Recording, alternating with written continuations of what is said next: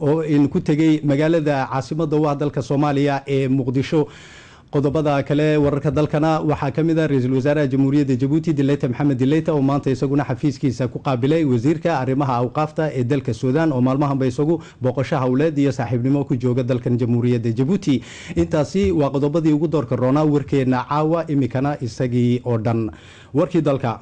madaxweynaha jamhuuriyadda Djibouti mudane Ismaaciil Cumar Geelle ayaa maanta ku soo laabtay caasimada magaalada madaxdan Djibouti kadib markii uu booqasho taariikhi ah ku tagay magaalada caasimada u ah dalka Soomaaliya ee Muqdisho.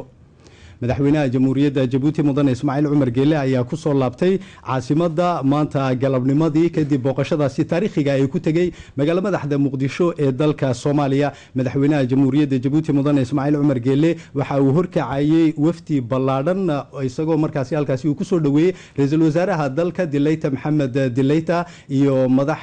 kale oo kala duwan oo sare oo ka tirsan dawladda dalkan jamhuuriyadda Djibouti oo iskugu jirta rayid iyo military.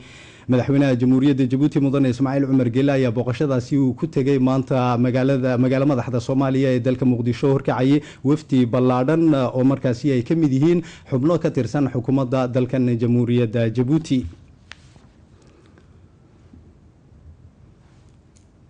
madaxweynaha jamhuuriyadda Djibouti mudane Ismaaciil Cumar Geelle ayaa hadaba booqashadaasi taariikhiga ee maanta uu ku tagay magaalada madaxda Muqdisho ee dalka Soomaaliya ka dhacay amba ka degay madaxweynaha jamhuuriyadda Djibouti garoonka caalamiga ee Aadan Cadde ee magaalada madaxda Muqdisho ee dalka Soomaaliya.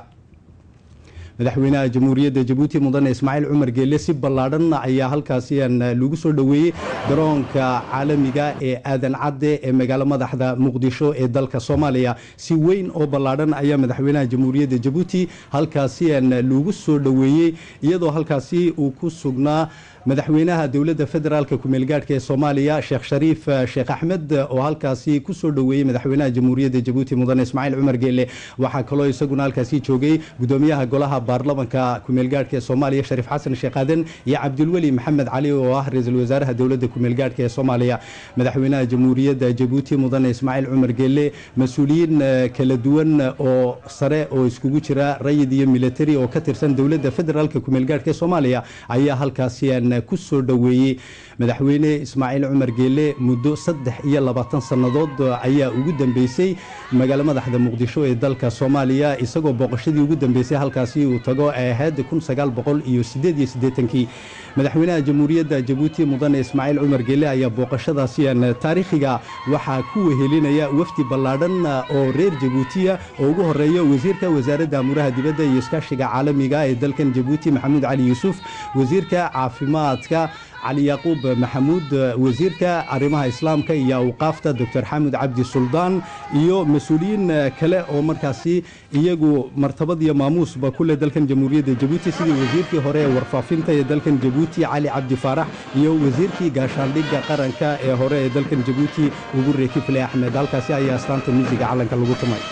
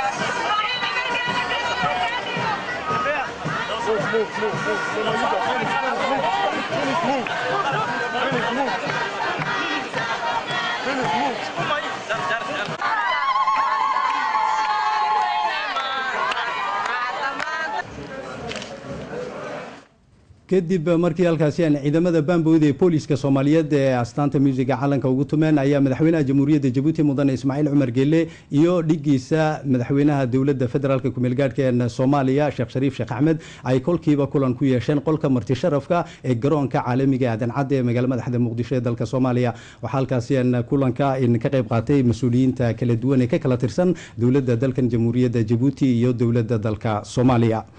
kadib madaxweynaha jamhuuriyadda Jabuuti mudane Ismaaciil Cumar Geelle booqashadaasi taariikhiga ay ku tagay magaalada madaxda Muqdisho ee dalka Soomaaliya waxa madaxweynaha jamhuuriyadda Jabuuti uu soo booqday xarunta naxdinta badan ee tiiraanyada badan ee markaasi ay ku soo qulqulayaan dadka ay saameynta adag ku yeesheen abaaruhu ee xarunta badbaado amba kaamka badbaado madaxweynaha jamhuuriyadda Jabuuti mudane Ismaaciil Cumar Geelle oo horkacaya waftigaasi ballaadhan ee ka tirsan mas'uuliyiinta reer Jabuuti ayaa halkaasi isagu waxa uu halkaasi aan kulan ku wada yeesheen mas'uuliyiinta kala duwan ee dalka dawladda federaalka ku meelgaadhka ee Soomaaliya iyadoo halkaasi aan madaxweynaha jamhuuriyadda Jabuuti mudane Ismaaciil Cumar Geelle iyo waftiga ballaadhan ee uu horkacayo ay kadib booqasho ku tageen xarunta badbaado ee markaasi kaamka ballaadhan ee markaasi ay degan yihiin amba ay ku sugan yihiin dadweynaha Soomaaliyeed ee saameynta baan ku yeesheen abaaruhu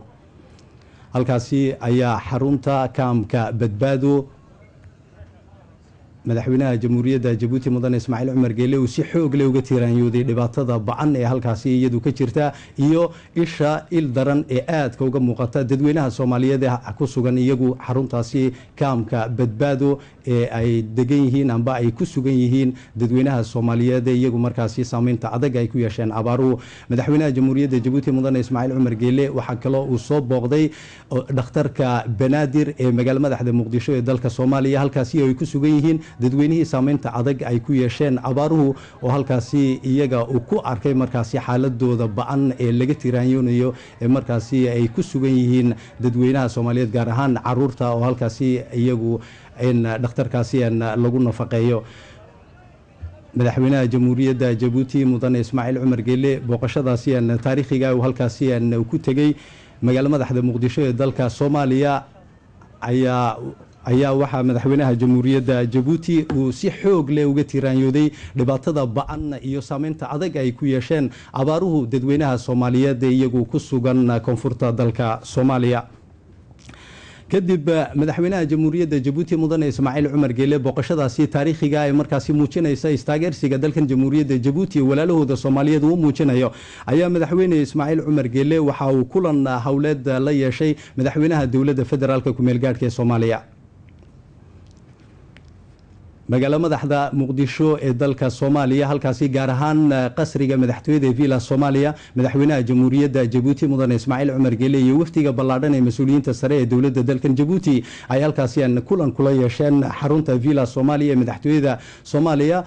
madaxweynaha dawladda ku meelgaadhka Soomaaliya Sheekh Shariif Sheekh Axmed ra'iisul wasaare Cabdulweli Maxamed Cali iyo gudoomiyaha golaha baarlamaanka ee Soomaaliya Shariif Xasan Sheekh Aadan kulankaasi hawleed ayaa waxa la isku soo qaaday xaaladda adag iyo saameynta adag ee abaaruhu ay ku yeesheen dadweynaha Soomaaliyeed iyo si xoojinta xiriirka iskaashi iyo walaalnimo ee u dhaxeeya labada dal ee jamhuuriyadda Jabuuti iyo jamhuuriyadda Soomaaliya kadib madaxweynaha jamhuuriyadda Jabuuti ayaa halkaasi isagu waxa uu soo booqday xarunta safaaradda dalkan Jabuuti ay leedahay Muqdisho oo ah safaaradaha farakutiriska ee iyagu markaasi ka shaqeeya magaalada madaxda Muqdisho ee Soomaaliya Muqdisho waxa igu dambeysay 1988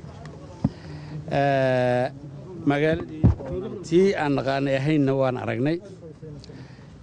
aad baan uga xumahay dhibaatooyinka 20 sanadood soo jiitamayay ummadda Soomaaliyeedna waan la qaybtamaynaa dhibaatooyinka maanta kan haystayna waxa weeyaan dhibaato aad iyo aad u weyn Soomaalidana taariikhdeeda galaya waxa u galaysaayna waxa weeyaan kulaylkeeda iyo dhibaatadeeda iyo ummadda si baaba'aysa maanta gurmadka ay u baahan yihiin Soomaali ugama baahnee adduunka oo dhan caalamka oo dhan bay uga baahan yihiin khaasatan carabta iyo islaamka ayay uga baahan yihiin ummadda Soomaaliyeed ee dibadda u baxday oo dhammaanteedna waxaa looga baahan yahay inay cidna ku hadlaynin cidna inayna ku hadlaynin walaalahood oo ay gurmadka la soo gaadhaan annaguna waxaan ugu nimidnay inaan la qaybtanno tiiraanyada inaan la qaybtanno dhibta in aan gurmad wixii aan karaynana soo gaadhsiinno waxaanan isleenahay ilaahay baa naga dulqaaday dhibtani asalaamu calaykum waraxmat madaxweynaha jamhuuriyadda jabuuti mudane ismaaciil cumar geelle oo isagu ka hadlayey magaalo madaxda muqdisho ee dalka soomaaliya oo maanta uu ku tegey booqasho taariikhiya kadib madaxweynaha jamhuuriyadda jabuuti mudane ismaaciil cumar geelle waxa uu soo booqday xaruntii hore wasaaradda warfaafinta ee dowladda soomaaliya halkaasi oo ay ku yaalaan golihii hore ee raadiyo muqdisho iyo telefishinkii qaranka ee soomaaliya madaxweynaha jamhuuriyadda jabuuti mudane ismaaciil cumar geelle ayaa waxa uu soo booqday xarunta wasaaradda warfaafinta ee ku taalla magaalo madaxda muqdisho ee dalka soomaaliya halkaasi oo ay ku yaalaan isla markaasina golihii hore ee raadiyo muqdisho iyo telefishinkii qaranka soomaaliya madaxweynaha jamhuuriyadda jabuuti mudane ismaaciil cumar geelle ayaa halkaasi waxa uu soo indheindheeyey qeybaha kala duwan ee markaasi xarunta wasaaradda warfaafinta ee soomaaliya halkaasi oo uu ku arkay markaasi qeybaha kala duwan ee raadiyo muqdisho iyo telefishinka qaranka ee soomaaliya madaxweynaha jamhuuriyadda jabuuti mudane ismaaciil cumar geelle ayaa halkaasi mas-uuliyiinta soomaaliyeed ay ka siiyeen warbixino kala duwan markaasi qaabka ay u howlgalaan raadiyo muqdisho iyo telefishinka qaranka ee soomaaliya halkaasi ayuu waxaa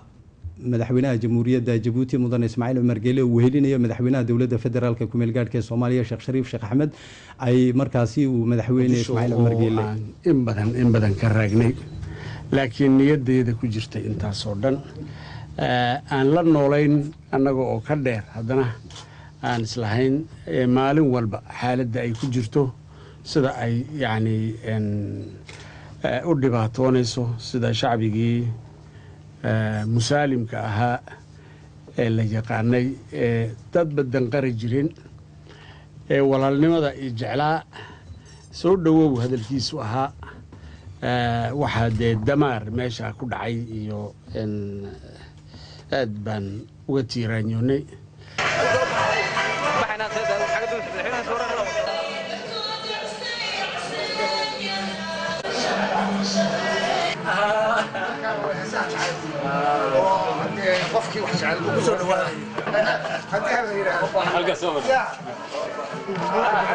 soo indheindheeyey qolka kaydka ee raadiyo muqdisho halkaasi oo ay ku sugan yihiin barnaamijyadii hore ee markaa dalka soomaaliya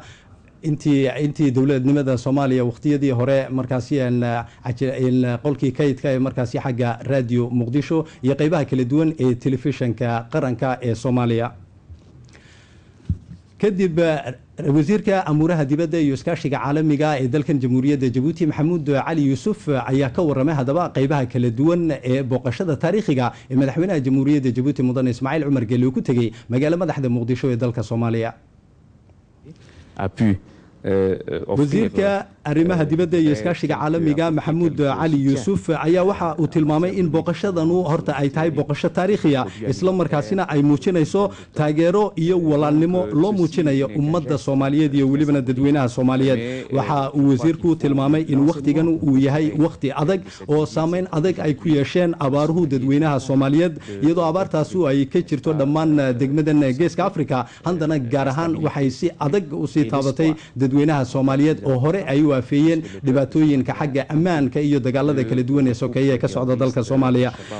waxaan kaloo tilmaamayaa in muhiimad xoog leh ay markaasi leedahay tallaabada noocana ee booqashadan taariikhiga ee uu ku tegey madaxweynaha jamhuuriyadda jabuuti magaalo madaxda muqdisho ee dalka soomaaliya madaxweynuhu waxa uu tilmaamay uu si cad u sheegay madaxweyne ismaaciil cumar geelle inuu la wadaagayo murugada iyo tiiraanyada ummadda soomaaliyeed waxaa kaloo markaasi arintaasu ay tahay arin in la xuso mudan iyaduna ay tahay in sida wanaagsan markaasi madaxweynaha jamhuuriyadda jabuuti mudane ismaaciil cumar geelle uu ugu muujiyey si cad walaalnimada iyo istaageersiga uu muujinaya dadweynaha soomaaliyeed ee markaasi dhibaatada adag ay ku yeesheen dhibaatooyinkii hore ee iyagoo xagga dagaalada kadibna ay saameyn adag ku yeesheen abaaraha ba'an ee iyagu dhibaatooyinka xoogga leh ku yeeshay degmadan geeska afrika wasiirka caafimaadka ee dalkan jamhuuriyadda Jabuuti Cali Yaquub Maxamuud oo isaguna ka mid ahaa waftigii ballaadhnaa ee horkacayay madaxweynaha jamhuuriyadda Jabuuti booqashadii maanta uu ku tagay magaalada madaxda Muqdisho ee dalka Soomaaliya ayaa wasiir Cali Yaquub Maxamuud waxa uu isaguna nooga waramay gargaarka xagga caafimaadka ee markaasi ay gaadhsiiyeen dadweynaha Soomaaliyeed ee tabaaleeyeen abaaruhu. maanta waxaa wafdi ballaadhan oo madaxweynuhu hogaaminayo yaa Muqdisho tagay wasaaradda caafimaadka gacan bay ku lahayd waxaan u fidinay walaalihiin 30 tan oo daweynan u fidinay marka ay baahida taala Soomaaliya de 30 tan wax badan kama tarayso laakiin 10 ayaan inoo noqotay adduunyadana 10 baan doonaa inoo noqoto oo anaku walaalahay dhibaatada kuma eegno inta gurmad kala joogo ziyaada oo imanayo anaku wixii aan haynay karaankeyga waan u tabinay waan garab joognaa walaalahay kolkaasi ilaa dhowr kun oo qof yaa dawladda ka faa'iideysanaya gaar ahaan ubadka yaryar hooyooyinka uur kale iyo dadka duqeytida ayaa ka faa'iideysanaya. marka waran markii kugu horeysay ayaan malaynayaa tagtay Muqdisho magaalada guud ahaanba xaaladii aad aragtay iyada maxaad ugu sheegtay? Muqdisho sidii la sheegay sida tahay ismale aan maanta waxaan qabaa fikir waxaan qabaa aan leeyahay Muqdisho waa nabad walaalihiin waana loo gurmado in laga cabsado maaha ragga shabaab iyo ragga dhibaatooyinka wada in la sheegay in laga cabsado maaha waa nabad weeyaan Muqdishadii horena insha Allah inay soo noqonayaan filayna. wasiirka caafimaadka ee dalkan jamhuuriyadda Jabuuti Cali Yaquub Maxamuud oo isagu maanta ka mid ahaa waftigii ballaadhnaa ee uu horkacayay madaxweynaha jamhuuriyadda Jabuuti mudane Ismaaciil Cumar Geelle booqashada taariikhiga ee uu ku tagay maanta magaalada madaxda Muqdisho ee dalka Soomaaliya. waxa hadaba habeenkan caawa in ila fadhiya xaggan istuudiyaha Maxamed Cabdilaahi Cumar oo ka tirsan qaybta Carabiga ee RTD-da amba golaha raadiyoga iyo telefisyoonka jamhuuriyadda Jabuuti oo isagu ka mid ahaa wariyaashii ku helinaya markaasi aan madaxweynaha jamhuuriyadda Jabuuti mudane Ismaaciil Cumar Geelle booqashada taariikhiga ee uu ku tagay maanta magaalada madaxda Muqdisho ee dalka Soomaaliya. Maxamed Cabdilaahi Cumar bal waxaad nooga warantaa marka hore in soo dhaweyn ballaadhan ayaa madaxweynaha jamhuuriyadda Jabuuti uu kala kulmay magaalada madaxda Muqdisho ee dalka Soomaaliya kolkiiba markii uu ka degay garoonka caalamiga ee diyaaradaha ee Aadan Cadde. mahadsanid saaxiib waxa weeyaan run ahaantii maanta madaxweynuhu waxa uu ku tagay dalka Soomaaliya booqasho lagu tilmaami karo inay tahay mid taariikhi ah oo galin ay Soomaalida laftigooda laga yaabay inay sugayeen waa booqasho dhinac kale noqonaysa taageero ay Jabuuti u muujinayso ummadda Soomaaliya ee ay tabaaleeyeen dagaalada iyo abaaraha maaragtay ay iska daba yimiday marka madaxweynuhu markii uu tagay Soomaaliya sida muuqata aad ayaa loogu soo dhaweeyay garoonka caalamiga ee Aadan Cadde ee caasimadda Muqdisho soo dhaweyntaasi kuma koobnayn mas'uuliyiinta dalka Soomaaliya sida Sheekh Shariif oo madaxweynaha iyo Shariif Xasan Sheekh Aadan oo ra'iisul baarlamaanka iyo ra'iisul wasaaraha Cabdulweli Maxamed hase ahaatee waxaa kaloo jirtay soo dhaweyn dhinaca shicibka ah iyadoo madaxweynaha intii aan booqashadaasi ku jirnay aan dareemaynay in ay magaalada Muqdisho oo dhan u sare joogto oo ay si fiican u soo dhaweynayso wadooyinka markaad marayso waxaad arkaysay dadkii oo calamo lulaya oo maaragtay madaxweynaha magaciisa ku dhawaaqaya dadkii oo sacabka tumaya oo maaragtay heesa qaadaya oo kale madaxweynaha ku soo dhawow dalkaagii ayaad mar labaad imatay madaxweynuhuna sidoo sheegay 1988 ayaa ugu dambeysay caasimadda Soomaaliya ee Muqdisho marka laakiin waxa uu sheegay in had iyo jeer ay maskaxdiisa ku jirtay oo ayna marna ka bixin dhibaatada Soomaaliya ka jirtana uu si xoogan ula socday waxa kale oo in la tilmaamo mudan maaragtay ka qaybgalkii dhinaca warfaafinta oo aan dareemeynay in aad ay saxaafaddu uga soo qayb qaadatay gaar ahaan saxaafada ka jirta dalka Soomaaliya marka sida ay dadku sawiranayaan iyo sida ay wax yihiin aad ayay u kala duwanaayeen waxaan arkaynay saxaafadii oo dad fara badan kuwa maaragtay Muqdisho ah kuwa gaar ahaan kanaalada ay Soomaalidu ku leeyihiin dalka dibadiisa oo dhammaantoodba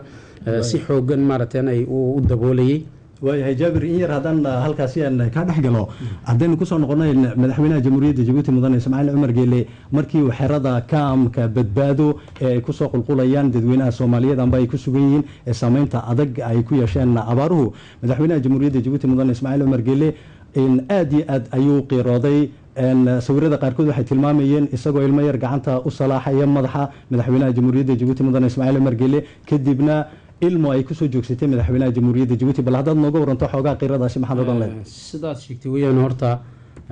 kambiga aan tegnay ama xarunta ay ku sugnaayeen dadka kasoo qaxay meelo qaarkood ee ay dhibaatooyinka abaaruhu iyo ay taabteen waxaa la odhan karaa dadkaasi dad tiiraanyo iyo dhibaato ay ka muuqato ayay ahaayeen madaxweynuhu markii uu tegey uu soo indhaindheeyay xaaladda ay ku sugan yihiin dadkaasi hadal ayuu halkaasi ku yidhi hadalkaasina waxuu ahaa waxaan marka hore idinka sidaa salaan dadweynihii reer jabuuti annagu haddaan reer jabuuti nahay nima iloobin xaaladda aad ku jirtiin waan maaragtay la soconnaa wax aan niga hagranayno oo hiil iyo ho-a midna ma jiro waan ni garab joognaa saacad kasta wuxuuna madaxweynuhu sheegay inuu maaragtay farashku soo dhow yahay oo dhibaatadan insha allahu tacaala ay ka bixi doonaan dadka soomaalida marka maaragtay kambigan aad sheegtay waxaa ku jira dad ku dhowaad ilaa 3,000 oo qof ah oo ay u badan yihiin ubad iyo caruur sidoo kale madaxweynuhu waxa uu soo booqday dhakhtarka banaadir oo isaga laftigiisa uu ku arkay dad aada u tabaalaysan oo ubad yaryar oo barhkooda ay dhaawac yihiin barhkooda ay maaragtay nafaqa darra hayso waxaasoo dhan ayaa madaxweynaha maaragtay maanta uu ku abuuray dareenka ah inay mataqaanaa dhibaato badan ka jirto dalka in loo gurmadana ay tahay oo hadday soomaali noqoto iyo hadday noqoto maaragtay carabta gaar ahaan iyo ummadda islaamkaba in looga baahan yahay in ay gacan wanaagsan ka geystaan si dalkaasi wax loogu qaban lahaa ugu dambeyntii maxamed bal waxaad nooga warantaa xaaladda magaalada muqdisho kadib markii qolyihii al-shabaab iyagu xasilooni la-aanta iyo nabadgelyo la-aanta ka waday magaalada muqdisho kadib markii ay ka baxeen xaaladda magaalada muqdisho bal nooga waran magaalada muqdisho kolley ninkii waayii hore tegay baa si fiican uga warrami karay la tahay laakiin anigu sidii aan marka hore qabay iyo dareenkii kolka hore igu jiray ku ka bedilan ayaan meesha kula kulmay magaalada muqdisho run ahaantii waa magaalo ay dagaalo dee 20 sanoba maaragtay dalka ka jiray ay waxyeeleeyeen waxayna ahayd xarunta ay inta badan ay maaragtay iska hor yimaadyada iyo rabshaduhu ay ka dhacayeen laakiin haddana imika ahaan waqtiga la joogo waxaa dareemaysa in dadku ay niyad san qabaan oo rajo qabaan oo nabadgelyo iyo mataqaanaa ay kalsooni ay qabaan oo rajeynayaan inay mustaqbalku fiicnaato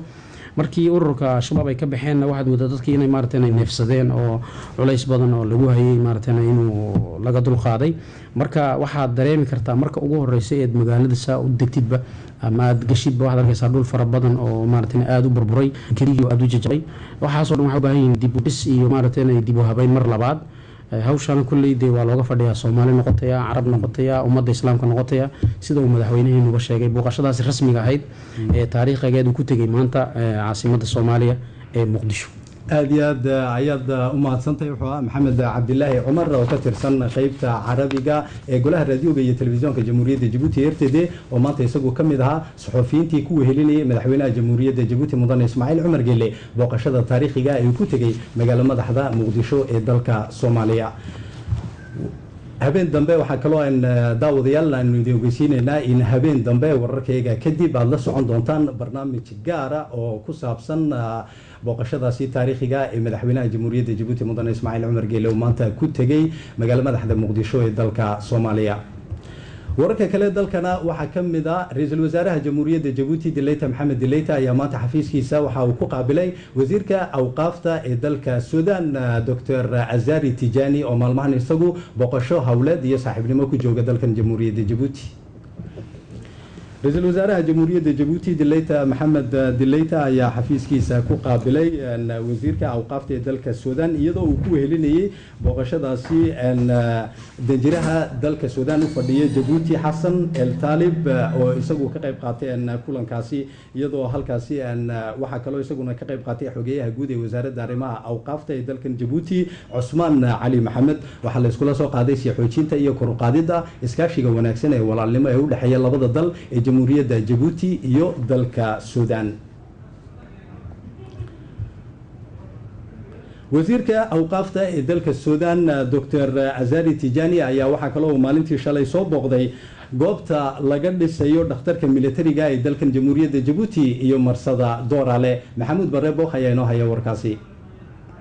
wafdiga uu horkacayay wasiirka arrimaha diinta ee dowladda waddanka suudaan azari tijani ayaa horta waxa uu soo booqday saaka dhismaha mashruuca isbitaalka militari ee ku yaala wadada qiidakta ee caasimadda jabuuti waxaana halkaasi ku soo dhoweeyey xogayaha guud ee wasaaradda arrimaha diinta iyo hantida waqfiga mudane cusmaan cali maxamed iyo wakiilada shirkadda dalka suudaan laga leeyahay ee gacanta ku haysa dhismaha mashruucaasi aadka u weyn kaasoo la dhaqaajiyey sanadkii 2007 waxaana qayb uu ka yahay iskaashiga saaxiibtinimo ee ka dhexeeya jabuuti iyo waddanka suudaan waxaana ku baxaysa lacag dhan 4 milyan oo faranka jabuutiya kaasoo howlaha dhismihiisa lasoo gabagabayn doono sanadka 2012 ugu dambeyn wasiirka arrimaha diinta ee waddanka suudaan azari tijani ayaa soo booqday dekadda shixnadaha ganacsi ay ka soo degaan ee doorale terminal waxaana ku soo dhoweeyey agaasimaha ganacsiga ee dekadaasi doorale ku taala mudane warsame cali shirdoon oo halkaasi isagoo micno faahfaahsan ka siiyey wasiirka waxqabadka dekadaasi doorale ku taala arrimaha gudaha ee dalkan jamhuuriyadda jabuuti xasan dharaar ufane ayaa waxa uu gudoomiyey maanta kulan xubnaha xukuumaddu ay la yeesheen agaasimaha xidhiidhka xafiiska qaramada midoobay u qaabilsan arrimaha gargaarka aadminimo John Ging waa kan mar kale maxamuud barre booq kulankaasi oo ka dhacay rugta wasaaradda arrimaha gudaha waxaa shir gudoomiyey wasiirka arrimaha gudaha mudane xasan dharaar ufane waxaana lagaga hadlay xaaladaha ba'an ee abaaraha ee waddanka saameeyey waxaana kulankaasi u joogay wasiirka maaliyadda iyo dhaqaalaha mudane Ilyas Muuse Dawaale xogay dowladda isaagarsiga qaranka Marwasaar Yuusuf Qayaad wasiirka tamarta biyaha iyo kheyraadka dabiiciga Dr. Fuad Ahmed Aye wasiirka qodaalka taranka xoolaha iyo ka faa'iideysiga badda mudane Maxamed Axmed Cawaale wasiirka waxbarashada iyo tababarka gacanta Dr. Cadaawa Xasan Cali iyo mas'uuliyiin dowladda kamida halkaasi oo lagaga hadlay sidii loo qaadi lahaa tallaabooyinka loo baahan yahay in laga hortago dhibaatooyinka abaaraha ee waddanka saameeyey wasiirka awqaafta ee dalka Suudaan Dr. Azari Tijani oo maalmahan ku jooga booqasho hawleed iyo saaxiibnimo dalkan jamhuuriyadda Jabuuti ayaa maanta waxa uu kulan hawleed la yeeshay mas'uuliyiinta xafiisyada kala duwan ee wasaaradda arrimaha islaamka iyo awqaafta ee dalkan jamhuuriyadda Jabuuti iyo welibana culimadiinka intii kulankaasi uu socday waxaa goobjooga ka ahaa danjiraha Suudaan u fadhiya Jabuuti mudane Xasan El Taalib iyo xogayaha guud ee wasaaradda arrimaha diinta iyo hantida waqfiga mudane Cusmaan Cali Maxamed iyo weliba culimada diinka dalka u dhashay wasiirka arrimaha diinta ee dowladda dalka Suudaan mudane Azari Tijani ayaa kulankaasi ku soo bandhigay warbixin uu kaga hadlay macluumaad ku saabsan xagga dhaqanka iyo diinta islaamka qaabkii loo kobcin lahaa waxaana halkaasi lagaga hadlay sidii loo soo xoojin lahaa xidhiidhka saaxiibtinimo ee ka dhexeeya dowladda Suudaan iyo Jabuuti siiba arrimaha diinta islaamka kadib kulankaasi wasiirka awqaafta ee dalka Suudaan Dr. Azari Tijani ayaa nooga waramay dareenkiisa isagoo markaasi soo dhoweeyey dadaalka wasaaradda arrimaha islaamka iyo awqaafta ee dalkan jamhuuriyadda Jabuuti ee ku saabsan qabashada tartanada la xidhiidha xifdiga quraanka kariimka jamhuuriyadda Jabuuti iyo waddanka Suudaan waa laba dal oo walaalo ah oo ku dhaqma diinta islaamka waxaana xubin ay ka yihiin urur goboleedka IGAD oo ay ku bahoobeen ayna ku midoobeen dalalka Afrikada Bari waxaa muhiim ah in laga shaqeeyo waxbarashada diinta islaamka in ubadka iyo dhalinyarta lagu dhirigeliyo barashada quraanka kariimka waxaa habboon kobcinta diinteena islaamka waxaan ku dhaqaaqi doonaa in aan sii xoojino xidhiidhka aan la wadaagno wasaaradda arrimaha diinta iyo hantida waqfiga ee dowladda Jabuuti si aan ugala shaqeyno horumarinta dhaqanka iyo diinteena islaamka intaasi ayaynu daawadayaal ku soo gabagabeynaa war wixii dalka naga soo gaadhay habeenkan caawa warka waxa igala qayb galay maxamuud barre booq tan iyo kulantideena dambe oo ku beegan habeen dambe saacadan oo kale hadduu alla hawada leedha inta ka horeysa waxaan dhammaantiin ba idinkaga tegaynaa nabadgelyo amaanaha la iyo nooli kulantay